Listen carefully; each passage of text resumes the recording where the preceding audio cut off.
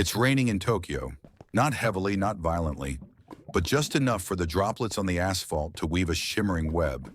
A city caught in a haze of lights and reflections, neon trembling on the wet ground, as if unsure whether it wants to exist. He stands at the street corner, hands buried in his pockets, hood pulled low over his face, headphones over his ears, Miles Davis playing Kind of Blue, a soft trumpet blending into his thoughts.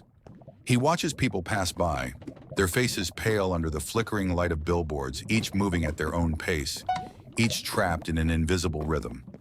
Jazz reminds him that they are all different, that they all carry their own stories. And yet there is this one feeling that binds them, a gentle, barely graspable melancholy.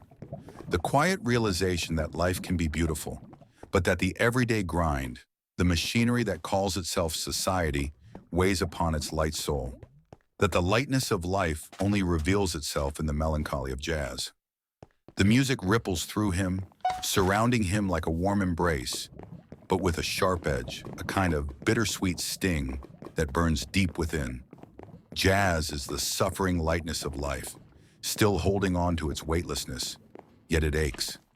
He feels it in the notes, in the deep breaths of the trumpet, which sounds as if it is aware of its own transience, as if it knows that it is only a snapshot, a drop in an unstoppable stream. He wonders where jazz has gone in everyday life. Where is the sensitivity in the hurried movements of people? Where is the echo of these tones in the way they look at each other, in the way they touch or don't touch?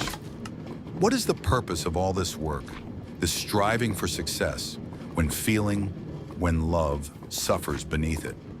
He sees the office workers, the students, the waiters, the taxi drivers, each a cog in the vast mechanism that keeps the city running. But in their faces, no jazz, only a staccato of exhaustion and measured functionality. He tries to break the coldness by listening to strangers, by smiling, showing them for a moment, I see you, you are not alone. Sometimes he senses that they feel it, that they look at him with surprise, as if they had forgotten that such things exist. But not always. Sometimes he is too tired himself. Sometimes he shields himself from the world by staying inside his thoughts, eyes cast downward, not bearing the weight of others, but shutting them out. He doesn't know how to escape this cycle. He is part of this machine, just like them. But then there is the music, and the music is proof that life is beautiful, that despite everything, there is hope.